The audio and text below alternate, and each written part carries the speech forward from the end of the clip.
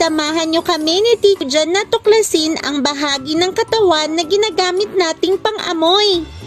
Tama ka dyan, Tintin. Pero ano nga bang bahagi ng katawan ang ginagamit nating pang-amoy?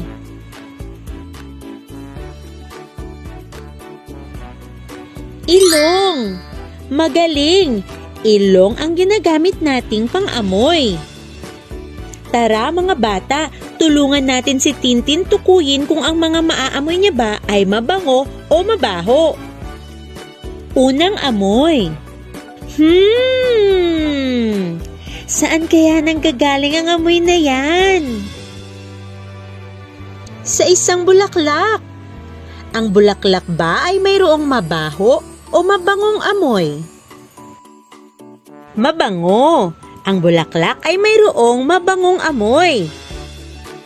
Narito pa ang ilang halimbawa ng mga bagay na mayroong mabangong amoy. Ang shampoo ay mayroong mabangong amoy. Ang lutong ulam ay mayroong mabangong amoy.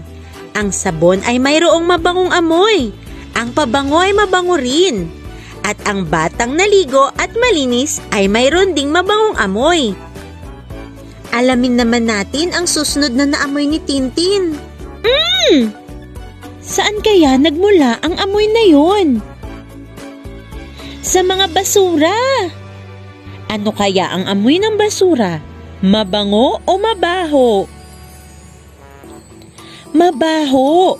Ang amoy ng basura ay mabaho.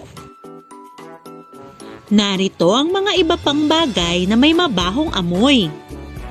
Basa at gamit na medyas ay mabaho. Ang dumi ng tao ay mabaho rin. Ang mga panis na pagkain ay mabaho. Ang amoy ng sigarilyo ay mabaho. Ang batang hindi naliligo at madungis ay mabaho rin. Maraming salamat sa inyo, Teacher Eujan at mga bata.